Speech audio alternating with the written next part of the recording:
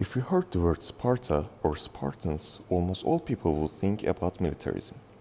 Even hundreds of years after Spartans' army still is an idol for lots of people. Legends about Spartan soldier is still prevalent and eternal. We will try to touch its Spartan army and what makes it so unique in part of the history.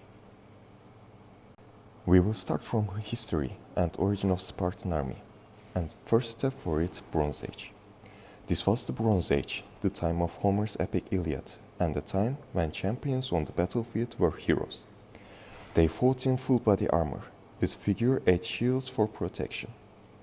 They attacked with spears, swords, and less likely with bows, because Spartans considered that using bows is girl thing. And then, culture of the great Spartans. Because of the high voltage of environment in that period of the history, Spartan was born as war machine, the era's pinnacle of heavy infantry tactics. The Spartans gained eternal military fame for their stand against the Persians at the Battle of Thermopylae, when 300 Spartan hoplites held off an entire Persian army and inflicted severe damage to it before succumbing to the vast Persian forces and dying to man. The lifestyle of these ancient warriors has even become a word in English language meaning sternly disciplined and rigorously simple, frugal or austere. Spartan also means brave and undaunted. Birth and training. The selection of Spartan warriors started before their birth. The Spartans encouraged athletic competitions and the victors were held in high esteem. They married the strongest boys with the strongest girls and fastest boys with the fastest girls in order to breed the best warriors. The training of Spartan warriors started when they were boys. They were sent to a military boarding school at age 7, where they formed a class with other boys at their age. Their education emphasized physical, mental, and spiritual toughness and could be quite brutal.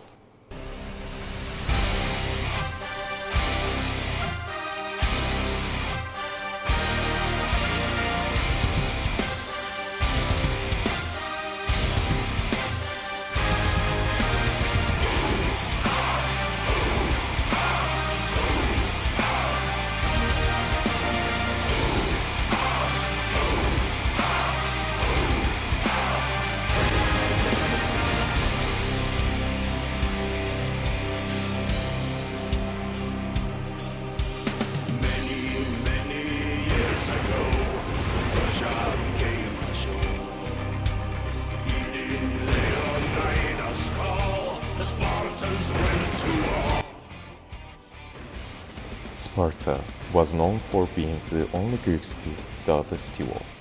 A famous saying among Spartans went something like, "Our men are our walls."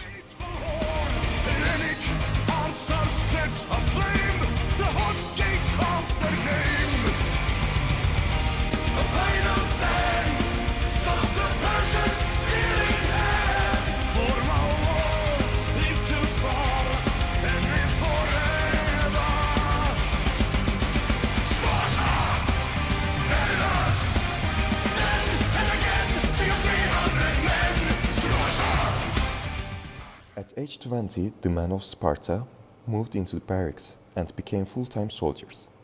Even if they married, which they were expected to do, they lived in the barracks. Military service lasted until the age of 40. Duty in the reserves lasted from 40 to 60 years of age. In desperate times, men as old as 65 could be called up to protect supplies. Armors of Spartans. A hoplite typically had a bronze, muscle breastplate, a helmet with cheek plates, as well as greaves and other shin armor. They carried a ball-shaped wood and a bronze shield called an aspis or hoplon, and when worn a dispus, it was very heavy and protected the warrior from chin to knee. In Spartan military culture, throwing away a soldier's hoplon during a retreat like other routed hoplites, was not acceptable. "Come home with this shield, or upon it," was their motto. Meaning, if you can't come home victorious, then come home dead. Most Greek hoplites had family symbols on their shield, as the expensive equipment was often inherited from one's parents. Moving to weapons. Their primary weapon was a spear around 7-9 feet, 2.7 meters in length called doru. The spike, called a lizard killer, could be used to stand the spear up by planting it in the ground, or it can be used to finish off fallen enemies that the formation is moving over. Spartan warriors also carried a short sword, called the xiphus, to be used as a secondary weapon and in the crash of battle when only a short weapon could be used effectively. Spartan warriors have been inspired many throughout history. Admiration for the Spartans even has a name, lachnophilia. Their actions at the Battle of Thermopylae in particular have a place in the modern culture, and it is perhaps the most famous last stand in history.